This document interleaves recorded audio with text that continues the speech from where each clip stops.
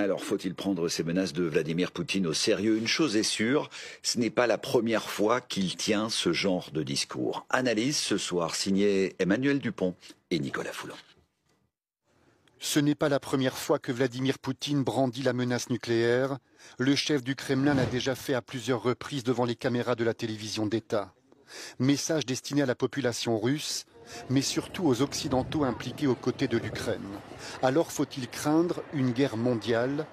Question posée à 3 experts en Belgique, au Royaume-Uni et en Allemagne.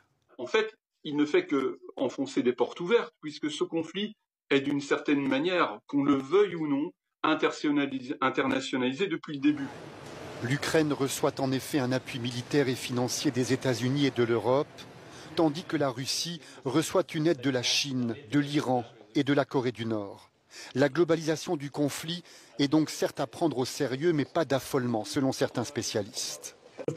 Des gens appellent ça une escalade, mais en réalité, Poutine tente de mettre une pression psychologique.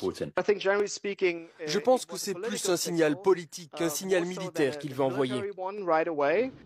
Et pourtant, Moscou a utilisé hier un missile conçu pour transporter des ogives nucléaires, une arme d'autant plus dangereuse qu'elle est impossible à arrêter.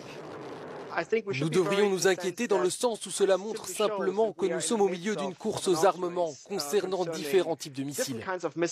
Il n'y a actuellement en Europe aucun système de défense antimissile qui peut intercepter ce type de missiles, sauf ceux qui sont détenus par les Américains et les Israéliens. Il ne semble pas que l'existence de ce missile ait déjà été signalée, mais ça ne signifie pas que les services de renseignement occidentaux ignorent son existence. Il se peut qu'ils n'aient tout simplement pas rendu public ce qu'ils ont déjà découvert. Fort de ses avancées sur le front, Moscou déclare ce soir avoir fait échouer les plans militaires de l'Ukraine pour toute l'année 2025. Le président ukrainien, lui, devrait être à Bruxelles la semaine prochaine pour évaluer la situation avec l'OTAN.